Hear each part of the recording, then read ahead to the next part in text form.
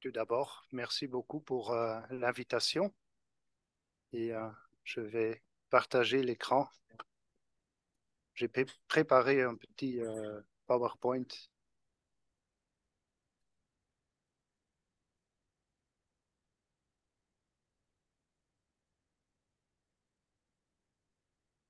Voilà. Il faut parler plus fort? OK, d'accord. Alors, je fais de mon mieux, sinon il faut me dire, hein, pas de problème.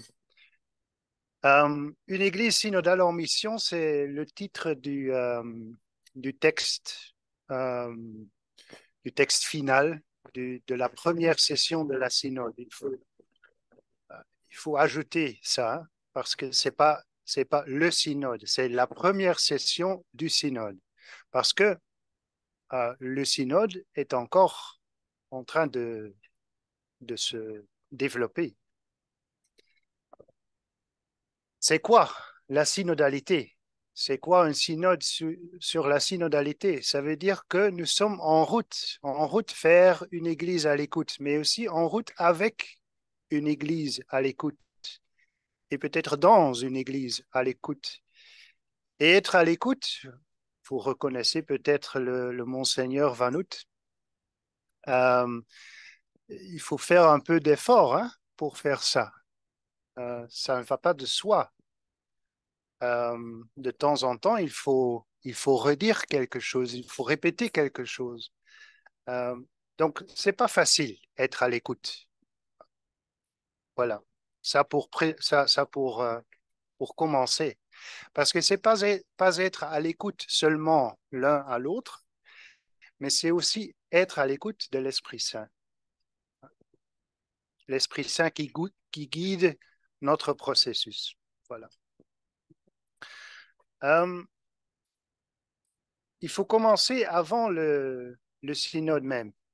Parce qu'encore avant le début, justement avant le début, on avait des workshops et une célébration dans l'esprit de Thésée à la place Saint-Pierre euh, avec les frères de Thésée et avec tous les leaders chrétiens du monde entier.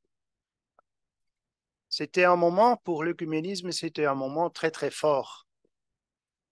Et c'était parce que, hein, vous voyez la photo là, c'était une photo à la fin de cette célébration. Euh, on a fait la bénédiction, mais c'était pas le pape seul qui exprimait la bénédiction, c'était tous les leaders qui exprimaient la bénédiction pour le monde entier et pour le monde chrétien entier. Alors, c'était un signe très fort. Vous voyez la diversité aussi, hein, dans les personnes qui étaient là. Euh, Parce que, enfin, dans la lettre des faits pour les Éphésiens, hein, une Seigneur, une seule foi, un seul baptême. C'est à cause de notre baptême que nous sommes unis, réunis, mais unis dans le Seigneur. Un seul Dieu est Père de tous, qui règne sur tout, agit partout et demeure en tout. Ouais, voilà. Eh bien, les gens me disent, qu'est-ce que tu as fait pendant le synode? Bon, par quoi commencer alors? C'est pas facile parce que c'était, c'était un processus de tout un mois, mais en fait, le synode a commencé déjà en 2021 avec la phase diocésaine. Après, on avait la phase continentale. Et maintenant, c'était le début de la phase universelle. En néerlandais, on avait une très belle chanson, je pense. Alles begon met God. Tout commençait avec Dieu. Ouais. Je pense que c'est important de se réaliser ça. Parce que enfin, si ce n'était pas pour Dieu, enfin, pourquoi abandonner pendant un mois sa famille? Pourquoi abandonner pendant un mois son travail? aller à Rome pour écouter. Est-ce qu'on ne peut pas faire ça à la maison? Non, c'est à cause de Dieu.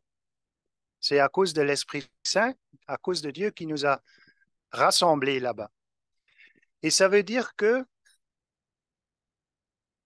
enfin, l'Église est quelque chose qui est relationnel. S'il n'y a pas de relation, il n'y a pas de l'Église. Et c'est la relation par le Christ vers Dieu, mais aussi la relation ou les relations en Christ. Nous sommes ici aussi, hein, nous sommes des frères, des sœurs, on peut parler même des amis, ouais, des amis en Christ. Voilà. On a commencé avec une retraite qui a été prêchée par euh, le dominicain Timothy Radcliffe, qui a fait des introductions spirituelles, qui nous a mis en route pour le synode. Et donc pendant le avant-midi, c'était introduction spirituelle. En après-midi, c'était en échange en petits groupes, euh, en pratiquant la conversation dans l'esprit. Et c'est bon d'avoir ça avant, parce que à ce moment-là, on fait des liens. On fait des liens avec des personnes qui sont là, euh, avec des autres évêques, avec des cardinaux, avec des mères de famille, avec des pères de famille, pas avec d'autres diacres permanents parce que j'étais le seul, mais aussi avec d'autres diacres. Euh, on avait deux autres diacres, mais des églises orientaux. Ça fait des liens aussi, comme maintenant, hein, quand on partage le table, bon, on se parle. Euh, et on avait des échanges interpersonnels.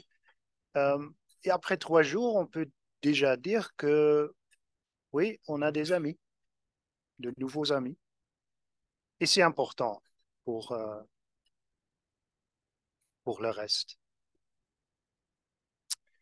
Et là, le synode commence. Pour moi, euh, enfin, l'image de ce synode des évêques, ce sont les tables rondes. Ça, c'est vraiment, enfin, c'est quelque chose, chacun en parle et ils ont raison, je pense, parce que ça, c'est vraiment l'image. Quand on est assis autour d'une table ronde, on peut voir tout le monde peut te voir et on peut voir les yeux de tout le monde, ça aussi. Et ça aide pour avoir les liens. Euh, Ce qui aide aussi pour avoir les liens, c'est la méthode qu'on a utilisée, la conversation dans l'esprit, en 3 phases, hein. C'est-à-dire, première phase, qu'est-ce que moi je peux offrir à vous? Deuxième phase, qu'est-ce que tu peux m'offrir de ce que tu as dit? Tiens, c'est quoi de nouveau? C'est quoi qui est... Peut-être je ne suis pas d'accord ou je suis très, très d'accord. Et la troisième phase, c'est qu'est-ce que nous pouvons offrir? C'est-à-dire, qu'est-ce que nous pensons de ce thème ensemble, hein, maintenant? Et qu'est-ce que nous pouvons offrir aux autres? Parce que euh, autour des tables, on était 12, mais on avait 350, environ 350 membres du synode. Ça veut dire on avait 35 tables environ. Entre je et entre tu et nous, on avait une prière en silence. Prière en silence pour se réaliser aussi que c'est l'Esprit Saint qui est le protagoniste et qui est le seul protagoniste. On avait aussi des sessions plénières euh, pour présenter les travaux de groupe, mais aussi pour des interventions libres sur le thème qui est sur la table. la qualité était un peu variable là, mais bon. Mais aussi, on avait de magnifiques témoignages sur la vie concrète d'un chrétien dans un contexte particulier. Par exemple, un des diacres, c'était euh, quelqu'un de l'église syriaque il habitait au nord de Syrie, euh, dans un endroit avec 3000 familles et pas de l'eau coulante. Donc, pas de l'eau là-bas. Donc, il est ingénieur, donc il est en train de faire quelque chose pour que toutes les familles ont de l'eau courante. Et si on lui demandait pourquoi est-ce que tu le fais, enfin, il nous dit simplement, mais c'est parce que Jésus me le disait de le faire. Donc, tout simplement comme ça. Mais c'est un témoignage magnifique, je trouve. On avait un thème un peu pour introduire et après trois thèmes un peu particuliers. Et pour chaque nouveau thème, on avait une nouvelle table, ça veut dire un maximum de contacts et aussi des visages toujours familiers. Parce que autour de la première table, on avait des visages qu'on connaît déjà de la retraite.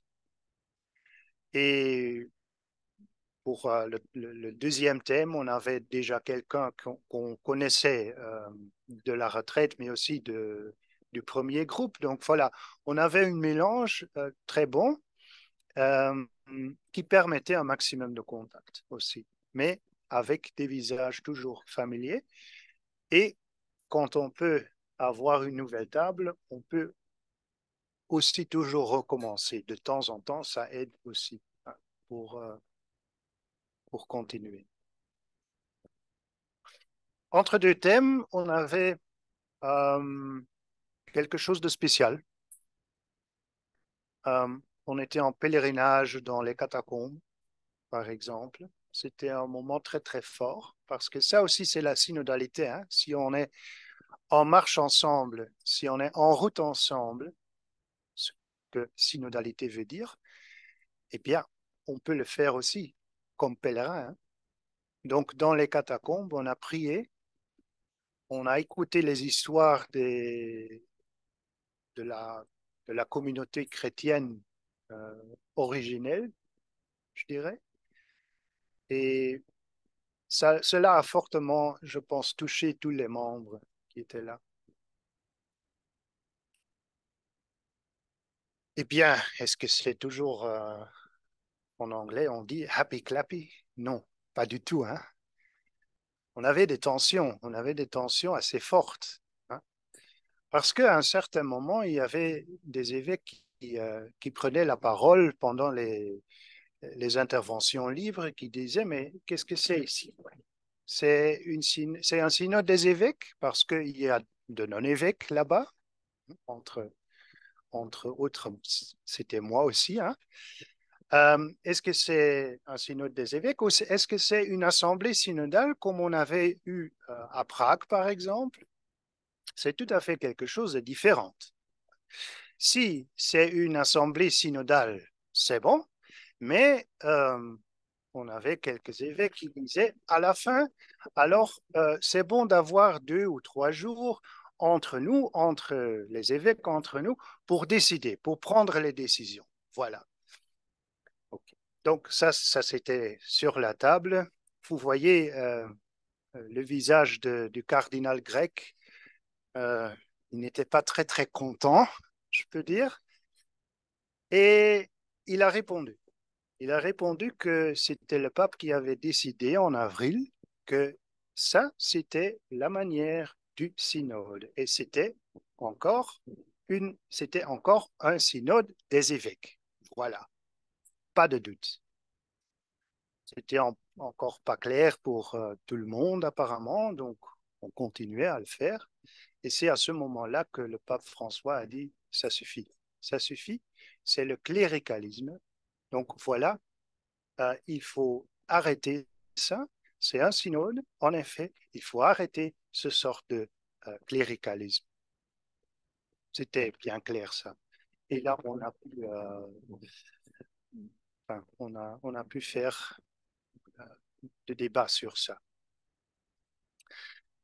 Ce qu'on a dit aussi, ce qui était très très clair, et ce sont des cardinals de tout le monde du monde entier qui l'ont dit, il n'y a pas de retour en arrière possible. Donc on ne va pas faire le synode d'une autre manière, d'une manière qu'on l'a fait maintenant. Ce synode, maintenant, ici, fournit le modèle pour tous les synodes suivants, c'est-à-dire aussi avec le processus en trois étapes. Phase diocésaine, phase continentale et phase intercontinentale universelle. Et chaque fois aussi un processus de circularité. Ça veut dire, je viens de Rome, je raconte quelque chose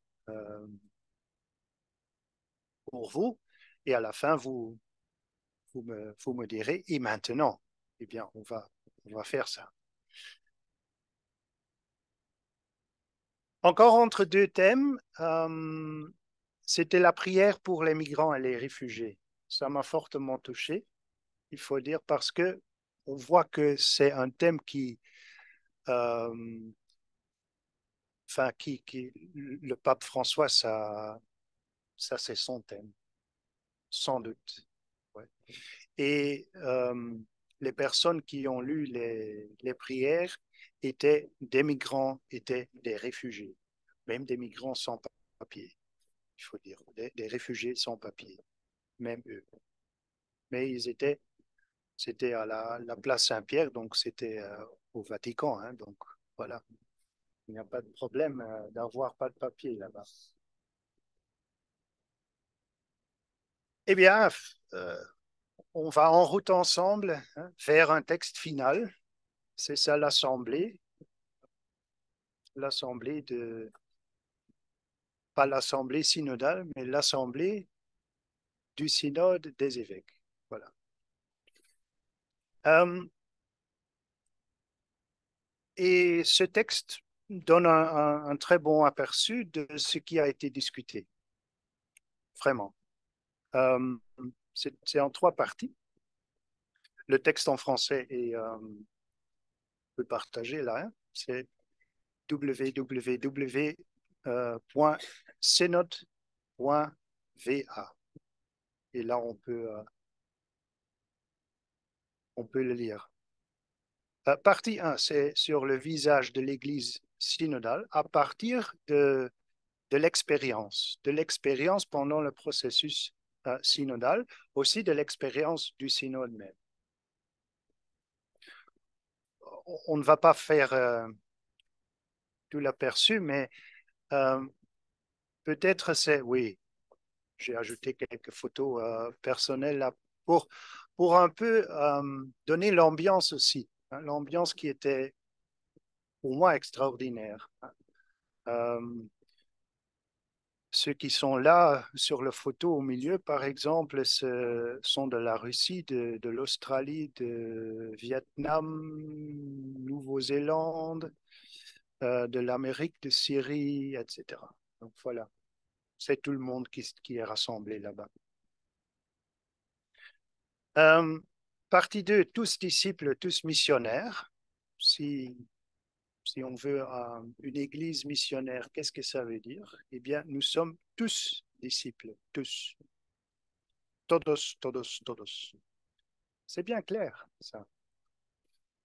L'Église et mission, là, les femmes dans la vie et la mission de l'Église, ça c'est quelque chose qui a été abordé très, très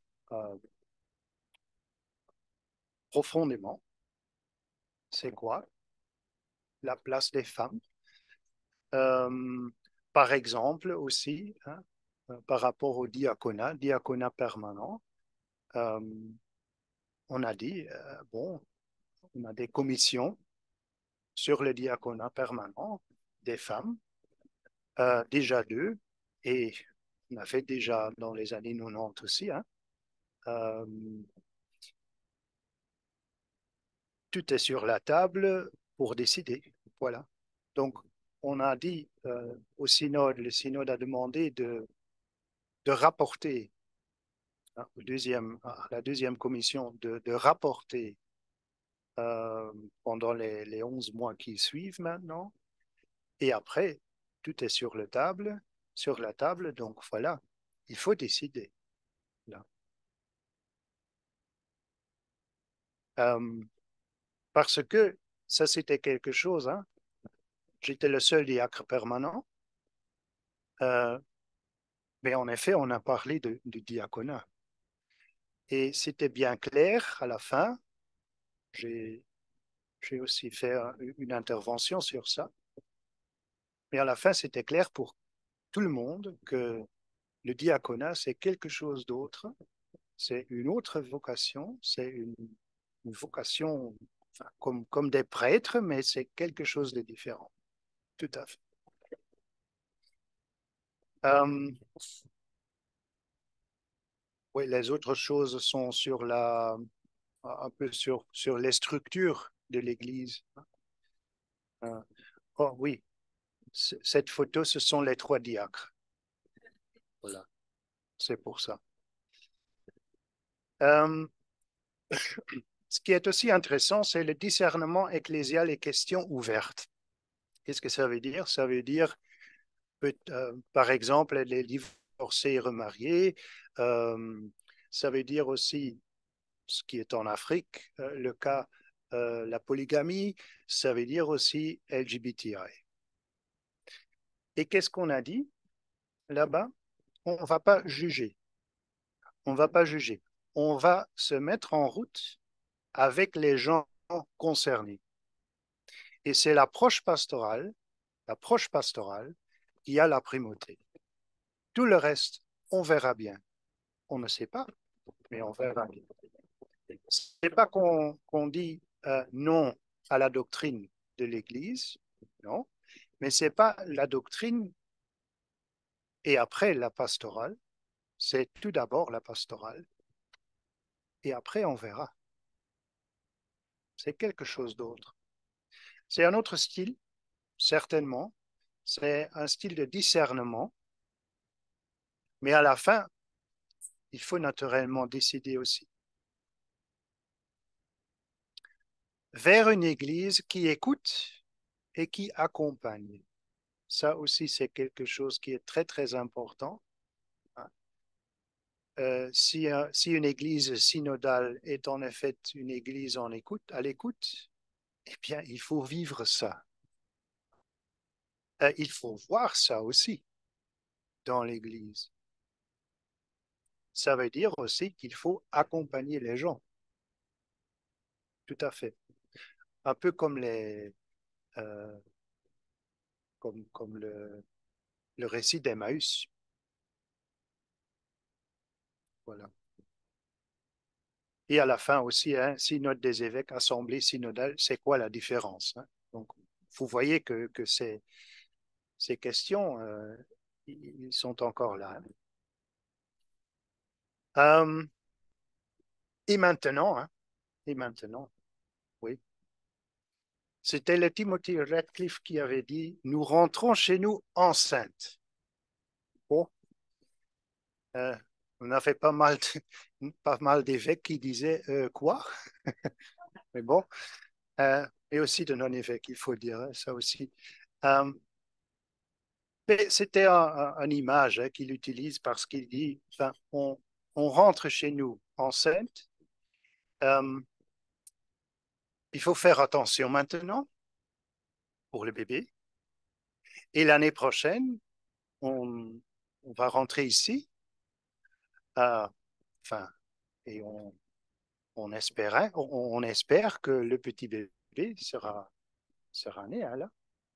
Voilà. Et que ce sera un bel bébé ou une belle bébé. Il y a pas mal de devoirs pour les théologiens, les canonistes, pour voir ce qui est possible pour réfléchir aussi. Hein, parce que Il y a pas mal de choses qui sont sur la table. Peut-être on ne peut pas aborder toutes les questions qui sont sur la table, mais au moins quelques-uns. Je pense que c'est bon s'il y a des théologiens, des canonistes qui s'en occupent, hein. Entre autres, notre compatriote, hein, Alphonse Borras, que vous connaissez peut-être. Lui, il était aussi là, mais maintenant, pour lui, le devoir, hein, ça commence. Mais aussi un devoir pour nous tous, parce que la question reste, hein, comment est-ce qu'on peut diffuser la synodalité dans notre propre pratique pastorale, chacun à son terrain, euh, et chacun avec les gens qui sont là. Voilà.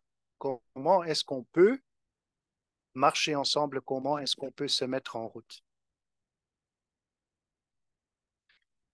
Eh bien, oui, c'est toujours, c'est génial pour faire ça à la fin, hein, parce que je vois ce que vous ne voyez pas. Je ne sais pas si c'est, enfin, c'est un petit jeu en Flandre. Je ne sais pas si c'est quelque chose ici aussi, mais sur la photo, par exemple, on a l'homme qui est pas l'homme le plus photographié sur la Terre, ça c'est le pape, mais qui est le deuxième. Et c'est qui, selon vous? C'est celui qui est derrière, hein, derrière la tête du pape, c'est celui qui pousse sa voiture. Voilà. Donc voilà, justement pour dire, peut-être vous voyez des choses que moi je ne vois pas, ou autrement, et comment est-ce qu'on peut inspirer l'un l'autre, hein? Peut-être quelques remarques de base. Il faut avoir une option préférée pour les jeunes. Euh, on peut expérimenter avec des formes de synodalité, oui, parce que la conversation dans l'esprit, c'est quelque chose, mais peut-être venir en pèlerinage, c'est aussi quelque chose. Ou euh, faire un repas ensemble, c'est aussi quelque chose qui peut exprimer la synodalité. Tout d'abord aussi une approche pastorale avec un langage non moralisateur, euh, parce que c'était les mots de Lisbonne, todos, todos, todos, qui sont repris euh, à Rome, mais maintenant en italien, hein, tutti, tutti, tutti. Et à la fin, voilà, soyez vous-même le changement que vous voulez voir dans l'Église, mais toujours en lien avec l'Église entière. Voilà. Je ne sais pas s'il y a des questions. Avec plaisir.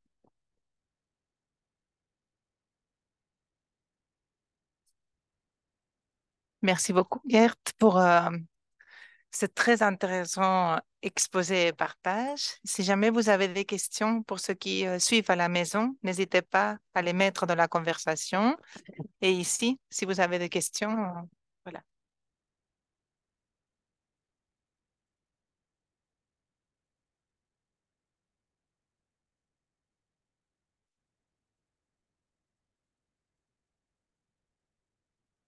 Ah, oui, oui, oui. L'option préférée pour les jeunes, hein. Euh, on sait très bien l'option préférée pour les pauvres, hein. Et ça veut dire que, enfin, c'est encore là, hein, cette option.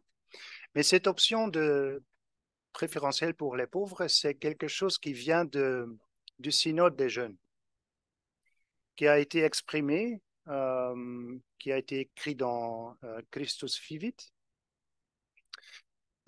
qui a été reprise par le synode d'Amazon, là aussi, hein, Querida Amazonia. Là, on a repris cette idée de l'option préférentielle pour les jeunes. Et maintenant, ce synode dit de nouveau, il faut le faire. Euh, ça dit quelque chose, hein, quand on reprend ça. Parce que franchement, pour moi, la question est, après 5 ans de Christus Vivit, c'était de 2019, je pense, donc ça sera 5 ans. Qu'est-ce qu'on a fait avec ça? Qu'est-ce qu'on a fait? Est-ce qu'on a vraiment intégré cette préférence, cette option préférentielle pour les jeunes dans notre approche pastorale? Je ne sais pas. J'ai le sentiment que non, mais bon, euh, je ne sais pas très bien. Mais ça veut dire que ça reste encore très, très, très, très important. C'est une réponse à votre question.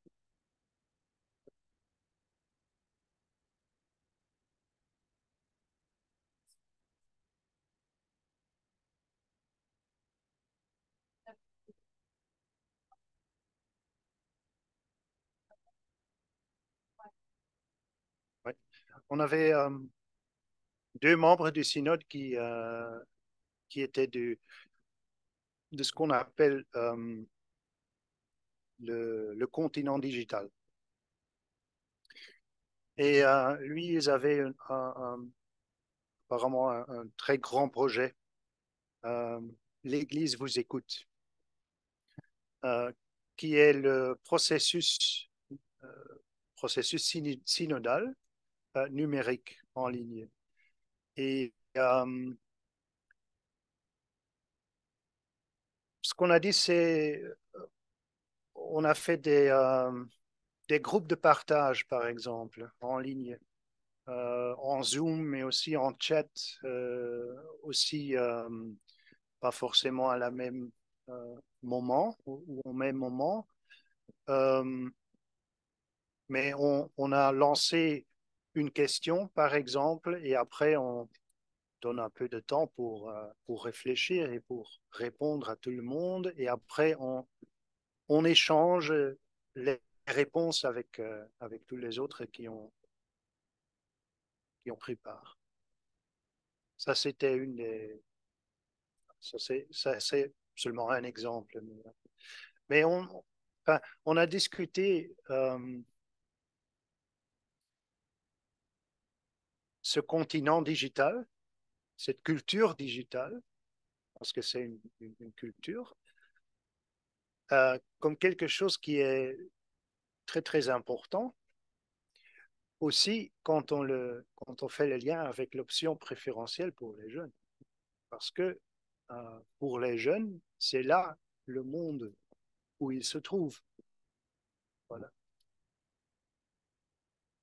Donc, comment le faire, comment lier les deux, ça, c'est encore un grand défi, je pense.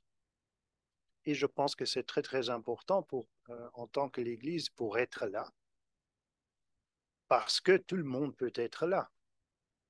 Aussi ceux avec des idées très, très extrémistes, par exemple, d'un côté ou d'autre, ça ne joue aucun rôle. Mais donc voilà, il faut être là aussi pour dire non, l'Église dit ça ou dit ça. Voilà.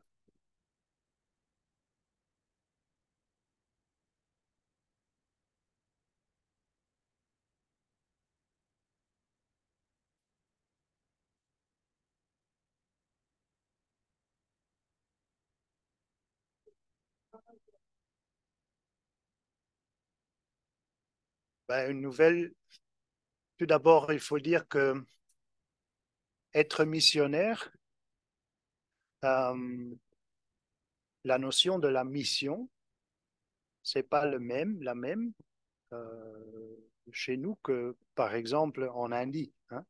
J'ai constaté que c'est une notion qui est assez enfin, troublée même. Euh, mais en même temps, en effet, il faut être missionnaire. Ça veut dire qu'il ne faut pas être autoréférentiel. Hein. On ne le fait pas, ce que nous faisons, on ne le fait pas pour nous-mêmes, pas du tout. On le fait pour le monde. Et peut-être tout d'abord, on le fait pour le Christ. et on essaie de vivre l'évangile. Et je pense que cette approche évangélique, ça c'est quelque chose qui m'a fortement touché là, parce que c'est réel, c'est vraiment réel pour tout le monde, même pour ceux avec qui je ne suis pas d'accord. Mais le lien en Christ, être frère, sœur, ami en Christ, ça fait tout. Ça fait tout la différence. Euh, et ça veut dire aussi une conversion. Euh, il y en a un Français qui m'avait dit là-bas, c'est la conversion par la conversation dans l'esprit. Donc, il faut dialoguer, il faut discuter, vraiment. Euh, pour discuter, pour dialoguer, on a besoin d'un opponent, on peut dire, mais il faut faire l'effort aussi pour se comprendre, parce que si on est amis en Christ, avec des amis, on parle d'une autre manière qu'avec quelqu'un d'autre. Parce qu'un ami, on veut comprendre. On veut dire, enfin, on peut demander à un ami, mais qu'est-ce que tu veux dire? On peut dire à un ami, je ne suis pas d'accord. Et on peut dire à la fin à un ami, tu es mon ami, nous ne sommes pas d'accord, mais c'est pas grave. Donc je pense que si on peut faire ça, et je trouve ça un très très fort signe d'espérance dans un monde qui est fortement troublé. Mais c'est en effet, hein, c'est un signe d'espérance. Faut pas oublier que il y a 205, 207 pays dans le monde. Eh bien, 190, quelque chose comme ça, étaient représentés au synode. Il n'y a pas de bagarre. Donc ça veut dire déjà quelque chose. On n'est pas d'accord, hein? Pas forcément, mais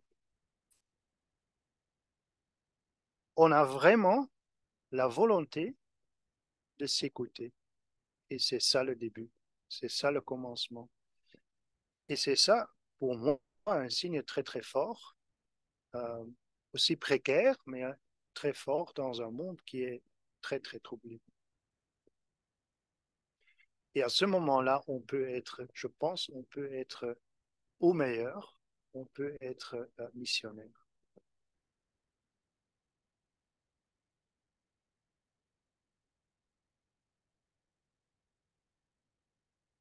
Nous avons une question qui vient des gens qui nous suivent par Zoom. C'est l'abbé Wellers qui vous demande, vous avez évoqué le conflit sous les termes synode des évêques ou assemblée synodale. Est-ce qu'il faut-il penser à une appellation autre que synode des évêques? Je ne sais pas, pas pour le moment, je pense, hein. Pour le moment, ça sera synode des évêques, tout simplement. Et le synode des évêques, c'est pas seulement les évêques, mais c'est aussi les non-évêques maintenant. Donc c'est comme ça que le pape l'a décidé, après consultation aussi, hein, et après qu'il a vu aussi que dans les assemblées synodales continentales, eh bien, ça a marché d'avoir de non-évêques aussi dans les réunions, dans les conversations. Donc, enfin, si on a une différence, ça sera une différence très technique, mais je pense que, en effet, hein, ce qu'on a vécu à Rome maintenant, c'est le futur enfin, c'est le modèle pour les futurs synodes. Tout à fait.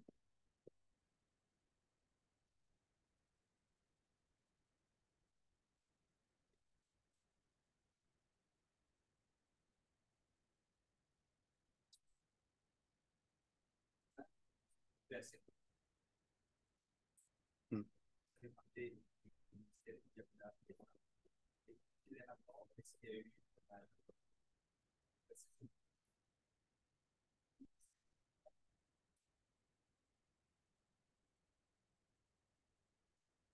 Mhm.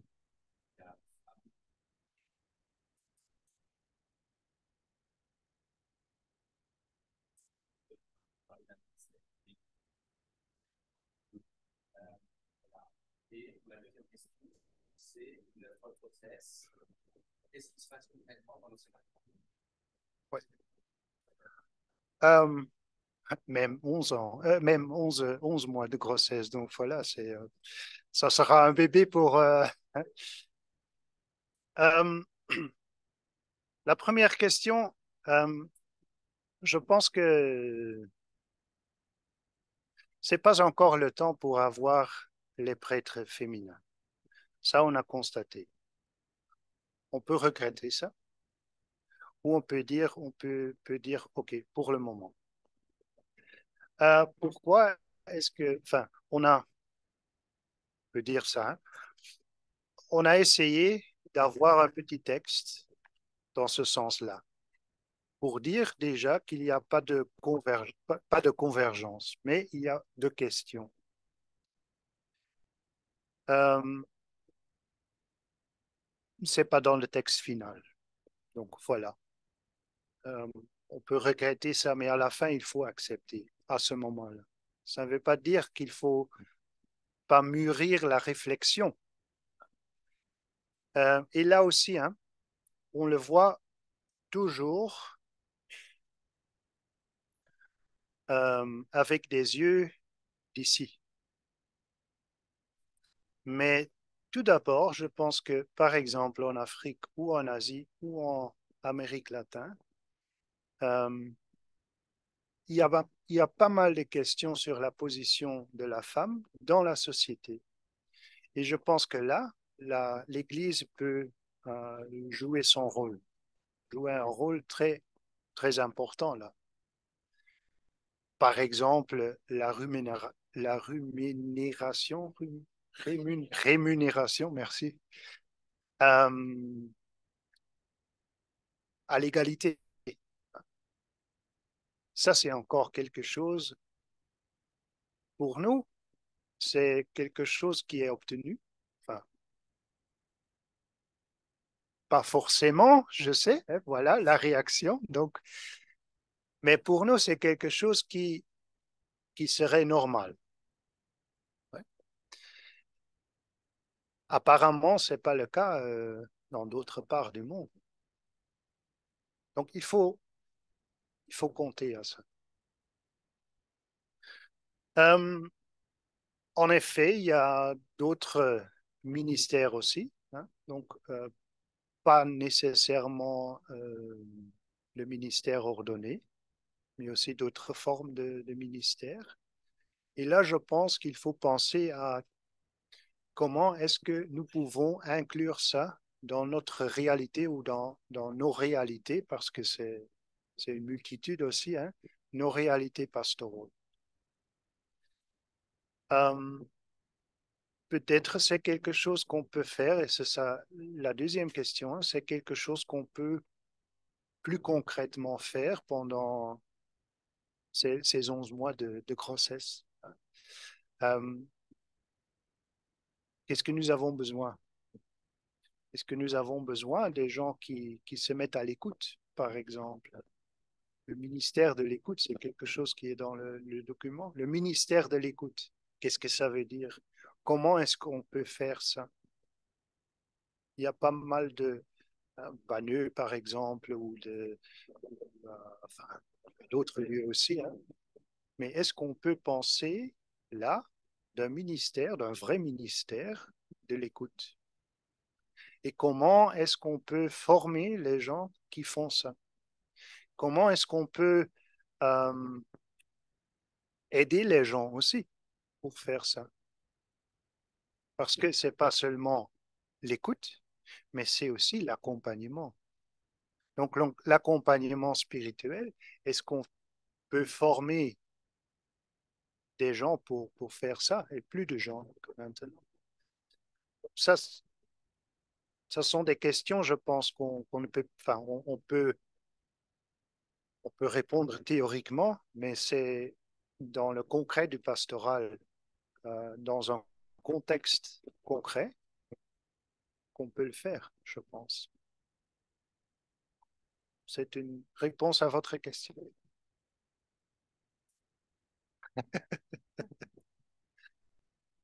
On a encore une question dans le chat. Avez-vous quelques propositions, ça vient d'Elisabeth, concrètes pour développer une démarche synodale dans les unités pastorales ou paroisses enrichies par votre expérience? Bah, euh, je dirais de nouveau, il faut expérimenter. On peut faire la démarche d'une conversation dans l'esprit.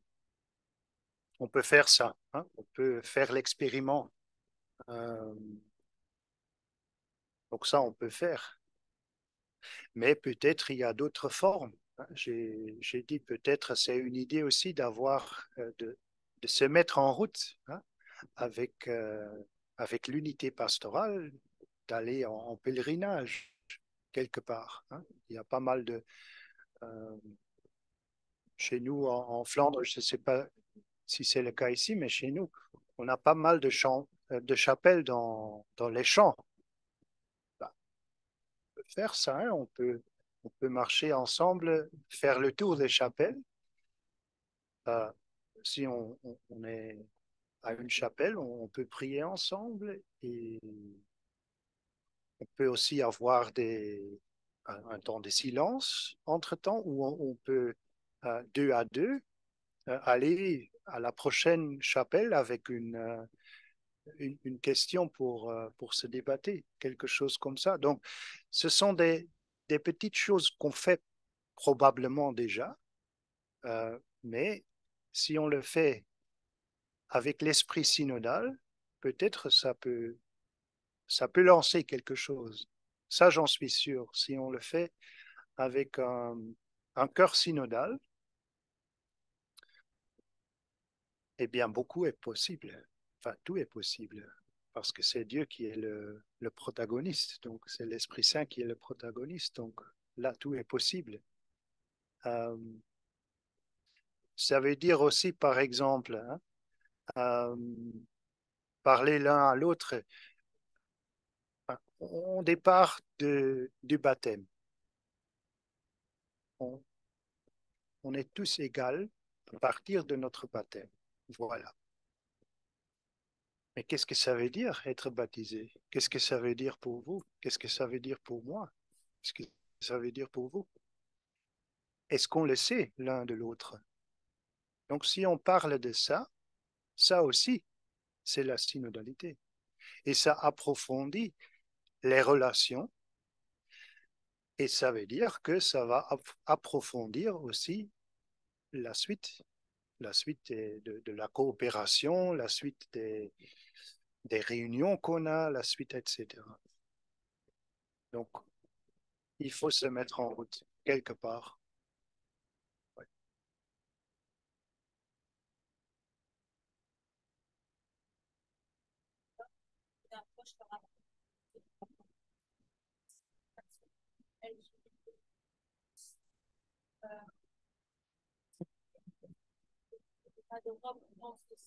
Mhm.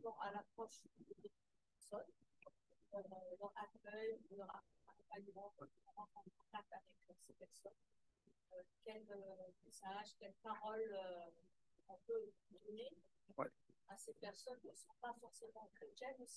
Mhm.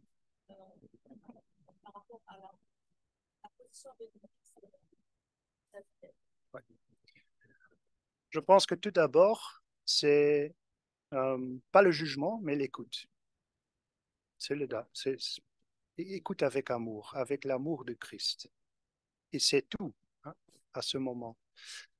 Ça veut dire, si je peux donner un exemple, en Flandre, on avait les points de contact pour les homosexuels et la foi. On a dit homosexualité et foi, ce sont ces points-là, Mais on a dit aussi, eh bien, si quelqu'un de LGBT vient chez nous, on ne va pas refuser. Donc, ce qu'on fait, qu'est-ce qu'on fait là? Tout d'abord, on écoute et on voit qu'est-ce qu'on peut faire ensemble euh, pour que vous vous sentiez à la maison dans l'église. Euh, c'est pas facile, c'est pas une voie facile, mais je pense que c'est nécessaire de le faire. Euh, donc, tous les diocèses en Flandre ont un point de contact. Dans notre diocèse, c'est moi qui le fais. Euh, et il faut dire aussi que ce ne sont pas toujours forcément les personnes LGBT qui viennent, mais aussi leurs parents, leurs sœurs, leurs frères, leurs amis. Et ça aussi, c'est quelque chose qui est important. Euh, donc voilà, je ne sais pas où aller. Franchement, je ne sais pas. Mais je trouve à ce moment-là, maintenant, c'est important de ne pas juger, de ne pas condamner, mais de justement dire à bras ouverts, soyez la bienvenue, soyez la bienvenue. On se met en route ensemble et de nouveau, on verra bien.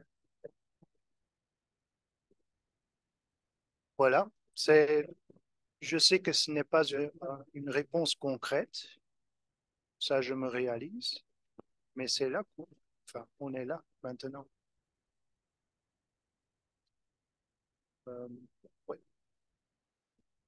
Il faut éviter enfin, un des histoires dans le synode, hein. C'était une très jeune femme et sa sœur euh, c'était coming out comme euh, bisexuelle en Pologne. Elle n'avait pas de relation, mais elle disait, moi, je suis bisexuelle.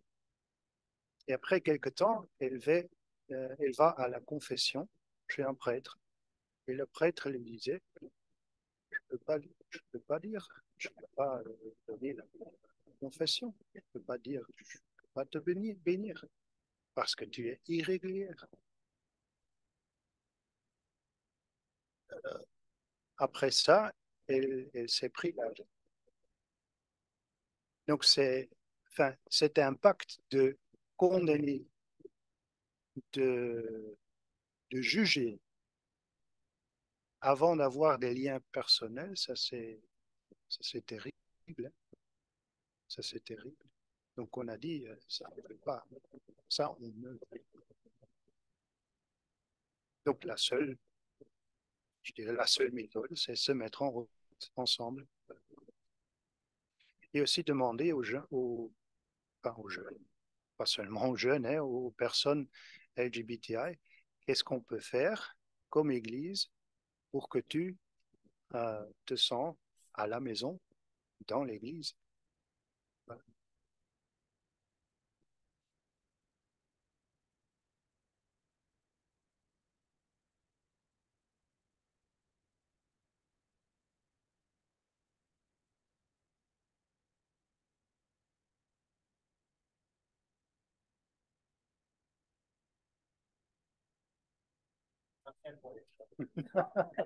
Voilà.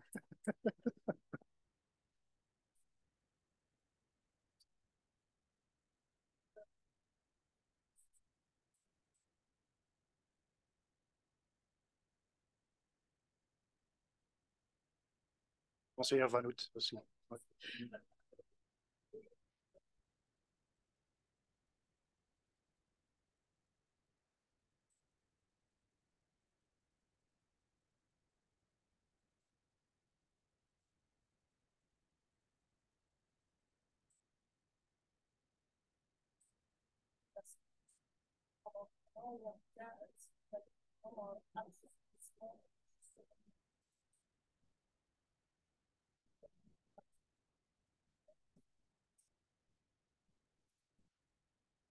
Bah oui, hein, la question a été, enfin, la question a été là tout le temps, je dirais. Mais on a posé la question seulement une fois, hein. Est-ce que c'est pas le temps maintenant pour avoir un concile Vatican numéro 3? Bon. À un certain moment, on aura un troisième concile Vatican. Ça, j'en suis sûr. On ne sait pas quand, mais bon, c'est bien normal. Dans la vie de l'Église, dans l'histoire de l'Église, euh, on a eu des conciles tout le temps, je dirais. Euh, mais tout d'abord, je pense que le synode maintenant, c'est le fruit, vraiment le fruit du Concile Vatican II. Et je pense qu'il faut vivre ça, il faut expérimenter aussi, peut-être aussi aborder, hein, parce que peut-être on a expérimenté trop, je ne sais pas. Je n'ai pas le sentiment, mais à un certain moment, peut-être ça c'est possible. Euh, mais je dirais maintenant, il faut vraiment vivre ces synodes, il faut vraiment voir ce qui est possible à travers de ces synodes, et après on verra bien. Euh, de nouveau, hein, on verra bien. Voilà. C'est un peu le fil rouge maintenant, mais c'est comme ça. Euh, il y a aussi une autre question qui émerge là, parce que si on a un concile Vatican III, qu'est-ce que ça veut dire? Ça veut dire que tous les évêques du monde entier se rassemblent en Rome. Il y en a quelques 5000, voilà. Donc ça veut dire quelque chose, hein. Euh, oui, et c'est ça, hein? C'est ça la question. Est-ce qu'on se limite aux évêques ou est-ce que maintenant, avec ou après les expériences du synode, est-ce qu'on va expérimenter aussi avec un concile avec des non-évêques? Ça aussi. Donc, je pense que tout d'abord, il faut vivre le synode, voir comment est-ce qu'on peut le faire.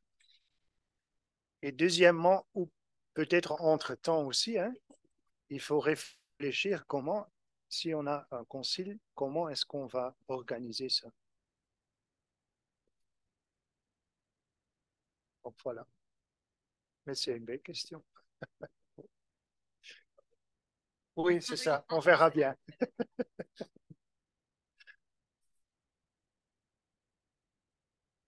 Très bien. Merci beaucoup, ceux qui ont suivi de la maison et ceux qui sont ici. On peut peut-être retenir une petite phrase que vous avez dit, la conversion par la conversation, comme nos conversations de table ici. Et par une petite image, si chacun est parti enceinte d'un bébé et qu'il faut les mettre tous ensemble euh, à Rome, octobre 2024, on verra bien comment ils vont s'entendre, hein. Différentes couleurs, différents sourires, différentes tailles. Voilà, un tout grand merci en tout cas d'avoir été ici parmi nous.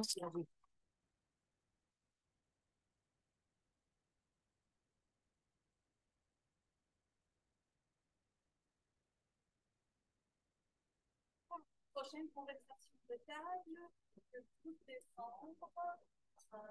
Ça s'enchaîne un peu cette année. Le deuxième, enfin, le premier vous le promet, sur la question des taux de comptabilité. Et soyez bien présents parce qu'il y aura peut-être potentiellement des changements en termes de budget. Voilà. Donc, 12 décembre, 45. Les budgets vont être multipliés par deux. Venez. Ça, c'est génial, ça.